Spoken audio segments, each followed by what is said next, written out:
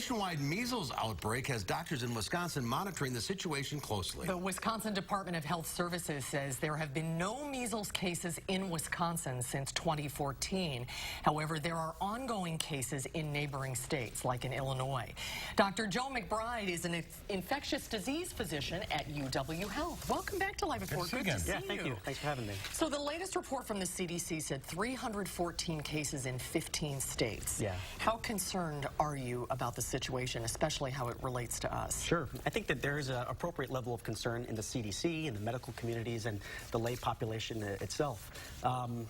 We have low vaccine coverage in a lot of small areas throughout our country, and if one of these pockets were to get infected, then the measles epidemic could spread to them. So people are afraid of the vaccine or the consequences of it. Sure. Yeah. So there is a lot of concern about MMR vaccines and in vaccines in general.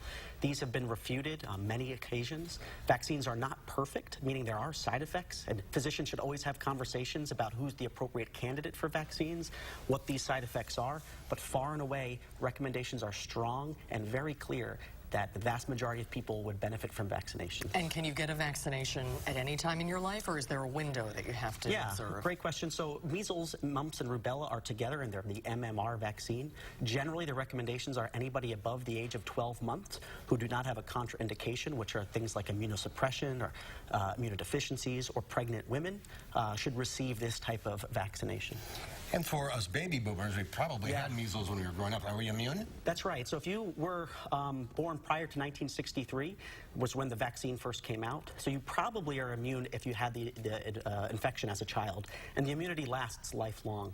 So many people before 1963 have immunity not from the vaccine, but through natural immunity. So measles starts as a virus, is that correct? Yeah. Is that why it spreads so rapidly? Yeah, measles is a respiratory virus. It is incredibly contagious between people. In the 1990s, there was a really famous case of an outbreak involving the Special Olympics in Minneapolis. And the Metrodome, where the Vikings used to play, during the Special Olympics, one of the participants had measles. And several of the other participants in the Metrodome had infections. But even people who were sitting in the upper deck, who had no contact with the participants themselves, other than being inside the Metrodome, came down with the virus. So it is an incredibly contagious. So think of that next time you might be in a supermarket or somewhere else. And this is why vaccination and immunity is so important, because you might try to do everything you can to avoid sick people. But if you're in the Metrodome or on a bus or at an airport, it's possible. How severe is this illness? Yeah, it's about the estimations for fatalities, which is something always is concerned about, is about 1 to 3 per 1,000 people who have the infection. That's a lot. It is a lot, especially when you think of it on a great scale, like an entire country or entire world. So World Health Organization estimates about 750,000 deaths are due to measles worldwide. And then there's all the complications of hospital stays and secondary bacterial infections.